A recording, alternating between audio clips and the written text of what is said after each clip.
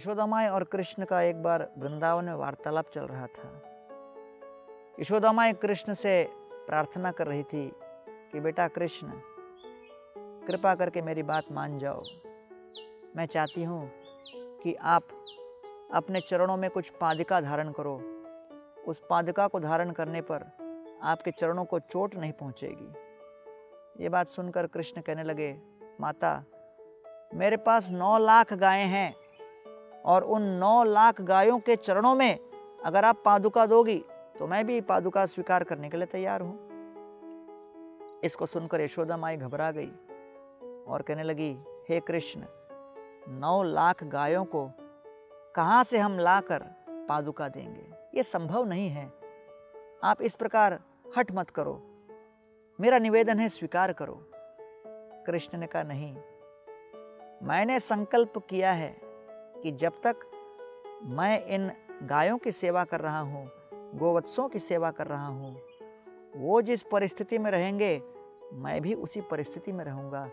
अगर उनके चरणों में पादुका नहीं, मैं भी पादुका स्वीकार नहीं करूँगा। उस रात्रि को जब सभी गायों ने विचार किया, सुना और सोचा कि कृष्ण के मन में हमारे प्रति कितना स्वाभाविक आकस्मिक प्रेम है, भाव है, 9 लाख गायें संपूर्ण ब्रजमंडल में विचरण करने लगे और अपने खुरों से जितने विशाल पत्थर, कंकड़, विभिन्न प्रकार के अलग अलग चुभने वाले तत्व थे, उन सभी कंटकों को अपने खुरों के तले चूर चूर कर डाला और संपूर्ण ब्रज में केवल मुलायम, बड़ा ही मस्त ब्रजरज तैयार कर दिया। आज भी आप जाओ तो वृंदावन के ब्रजरज में इतना मिठास है, इतनी मुलायमता है कि उसको देखकर हम समझ सकते हैं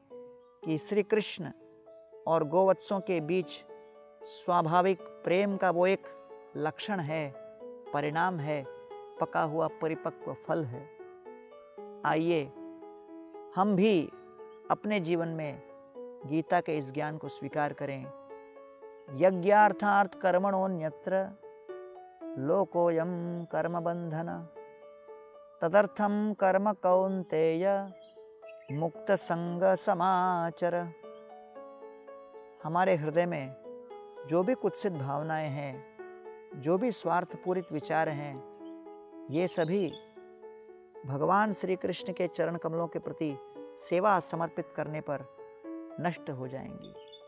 आइए हम ज्ञान के आसीन और तलवार को लेकर हृदय के भीतर काम, क्रोध, लोभ इत्यादि से प्रेरित जितने गांठ हैं, उन सभी गांठों को तुरंत शमन करें, समाप्त करें, काट डालें और वास्तविक श्रद्धा और आस्था के साथ भगवत भक्ति के इस मार्ग पर अग्रसर होते हुए संपूर्ण समाज के लिए जीवन और सेवा समर्पित करें।